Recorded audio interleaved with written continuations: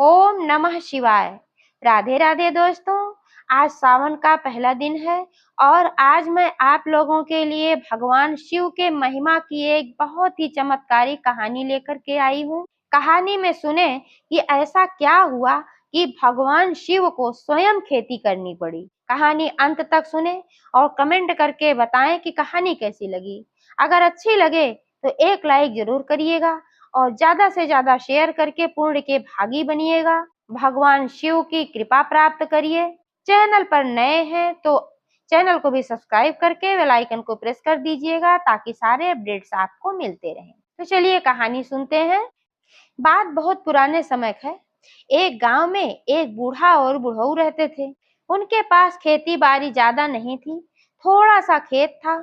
वो भी खेत जो था उसकी जो जमीन थी वो बंजर थी। उसमें कुछ भी अगर बोया जाता था तो कुछ उत्पन्न नहीं होता था। इसलिए जो बुढ़ऊ थे वो ठेला चला करके गुजारा करते थे। पूरे दिन ठेले पर इधर से उधर लोगों का सामान पहुंचाना करना और इसी से जो कुछ धन मिल जाता था उसी से 2 जून की रोटी की व्यवस्था होती थी। बुढ़िया जो थी वो बहुत ही धार्मिक थी और बहुत ही दान पुण्य वाली थी। तो जब बूढ़ा रोटी बनाती थी तो क्या करती थी कि सबसे पहले 2 रोटी भगवान शंकर और माता पार्वती के नाम का निकालती थी, एक रोटी गाय के लिए निकालती थी, एक रोटी कुत्ते के लिए निकालती थी, एक रोटी माँ अन्नपूर्णा के नाम का निकालती थी। उसके बाद जो रोटी होती थी उसी में अपने दोनों लोगों का पेट भरती थी। तो ऐसे ऐसे समय बीत रहा था और जो बुढ़ऊ थे वो भाई काफी बुढ़े हो गए थे। उनको ठेला खींचने में काफी तकलीफ होती थी।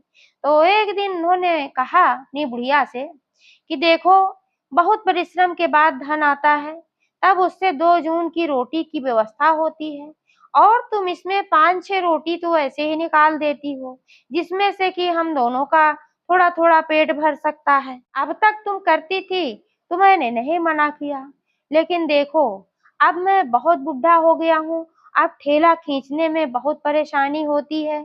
अब जो भी धन आता है उसको थोड़ा इकट्ठा करके रखो, जो बचता है उसको बचा के रखो, क्योंकि किसी समय अगर मैं ना ठेला खींच पाऊं, बीमार पड़ जाऊं तो काम आएगा।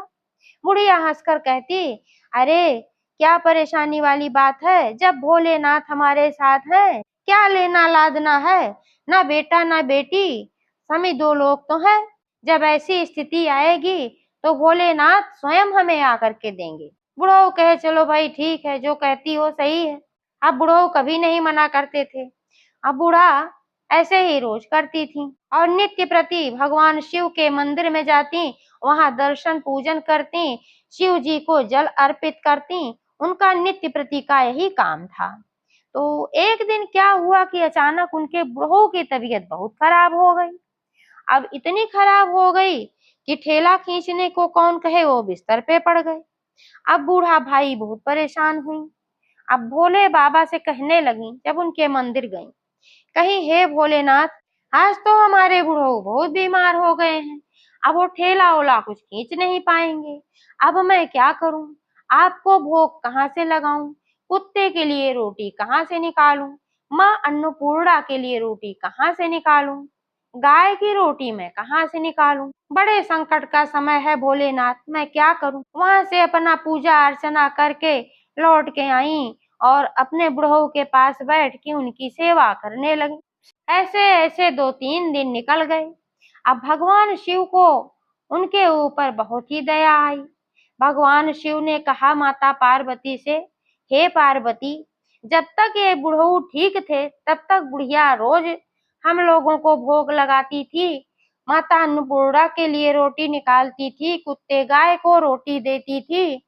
अभी ये बेचारी बहुत परेशान है तो इसकी मदद के लिए तो जाना पड़ेगा। माता पार्वती ने कहा, बिल्कुल भोलेनाथ, आपने तो मेरे मन की बात छीन ली।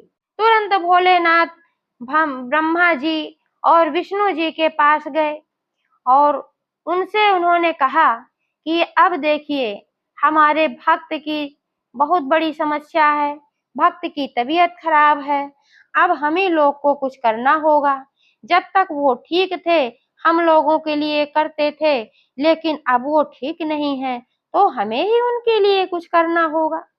तो विष्णु जी ने कहा कि बताइए क्या करना है। तो भोलेनाथ ने कहा कि अब उसकी बंजर जमीन पर हमें ही खेती करके और बहुत सारा अन्न उत्पन्न करना है। आगे शिव जी ने कहा कि खेती का काम मैं करूंगा, खेतों में हल मैं चलाऊंगा, बीज मैं बोऊंगा।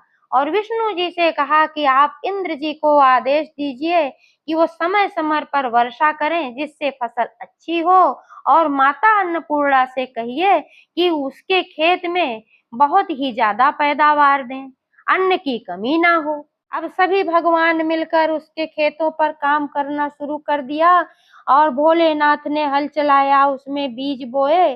भगवान विष्णु के आदेश पर इंद्रदेव ने समय समय पर वर्षा की और बहुत ही तेजी से जो बीज भगवान शिव ने बोया था उसके अगले ही दिन उसमें बड़े बड़े पौधे हो गए और बहुत ही तेजी से 10-15 दिन के अंदर में ही उसमें बहुत ही अच्छी फसल उग गई। बहुत मोटी मोटी बालियां लहलहाने लगी उसमें। उधर बुढ़िया लगातार अपने बुढ़ऊ के पास बैठकर उनकी सेवा करती रहती थी और बैठे बैठे ही सो जाती थी।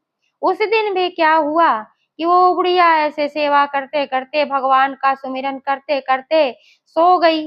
और जब उसकी आंख लग गई तो भोलेनाथ उसके सपने में आए और उन्होंने कहा, हे बुढ़िया, सारी चिंता को तू त्याग दे, अब तेरे अच्छे दिन आ गए हैं। सुबह होते ही तू जाके अपने खेतों को देख, तेरे खेतों में फसल लहलहा रही है और सुबह होते ही तेरा बुढ़ऊ भी ये जो है ये भी ठीक हो जाएगा, और तो और तुझे संतान की भी प्राप्ति होगी। अब बुढ़िया ने ऐसा सपने में देखा और उसकी आंख खुल गई। तो आंख खुली तो उसने देखा कि पक्षियां चहचहा रहे थे। सुबह के 4 बजे थे, यानी कि भोर हो गई थी। उसके बुढ़ऊ भी जग गए थे। तो बुढ़िया ने कहा कि ऐसा ऐसा हमने सपना देखा है। तो बुढ़ऊ ने कहा कि अच्छा ठीक है, जा करके खेतों पर देख ले क्या हाल चाल है। तो बुढ़िया गई खेतों पर, तो वहां क्या देखती है कि फसल बहुत बढ़िया लहलहा रही है, मोटी मोटी बालियां लटक रही हैं। आ करके बुढ़ऊ को बताई और बुढ़ऊ थोड़ी देर में चंगे हो गए, अच्छे भले हो गए। अब फसल अच्छी हुई, फसल काटी गई और इसके बाद बुढ़ऊ को ठेला भी नहीं चलाना पड़ता था। अब उनके खेत में ऐसे ही फसल पैदा होने लगी। अब बूढ़ा बुढ़ऊ क्या किए, कहे कि सबसे पहले जो ये फसल पैदा हुई है, इस फसल का जो अन्न है सबसे पहले चलो मंदिर में दान करते हैं और भगवान शिव को उनको इसके लिए धन्यवाद करते हैं। बुढ़ऊ कहे, हाँ बात तो तू सही कह रही है, तूने इतना सब कुछ किया इसीलिए भगवान शिव प्रसन्न हो करके हमारे बुरे वक्त में इतना हम लोगों की मदद किया। तो बूढ़ा बुढ़ऊ जब मंदिर पहुंचते हैं अन्न लेकर के, तो क्या देखते हैं कि पुजारी वहां पर एक छोटा बच्चा लिए हुए बैठे हैं और गालियां दे रहे हैं। कह रहे हैं पता नहीं कौन था कि ला करके इस दुधमुहे बच्चे को इस मंदिर में छोड़ गया, अब इसका पालन पोषण कौन करेगा। अगर कोई ऐसा हो जो निसंतान हो तो उसको हम दे दें। तब तक बूढ़ा बुढ़ऊ पहुंचे और ये सब सुन ले। तो बूढ़ा बुढ़ऊ ने कहा, पंडित जी, ये संतान मेरे लिए है। भगवान शिव ने मुझे सपने में दर्शन दिया था और कहा था कि सुबह सुबह तेरी सब समस्या दूर हो जाएगी और तुझे संतान की प्राप्ति होगी। अब ये संतान शिव जी ने मेरे लिए भेजा है, इसलिए इसको मुझे ही दे दीजिए। अब पुजारी भी खुश हो गए कि चलो कोई तो पालन करता मिल गया। बूढ़ा बुढ़ऊ वहां अन्नदान किए और उस बच्चे को लेकर के चले आए, बच्चे का पालन पोषण करने लगे। बच्चा बड़ा हो गया और उन दोनों के बुढ़ापे का सहारा बन गया, भोलेनाथ माता पार्वती के आशीर्वाद से। तो एक बार सब प्रेम से बोलो, भोलेनाथ की जय, माता पार्वती की जय, भगवान विष्णु की जय, मां अन्नपूर्णा की जय।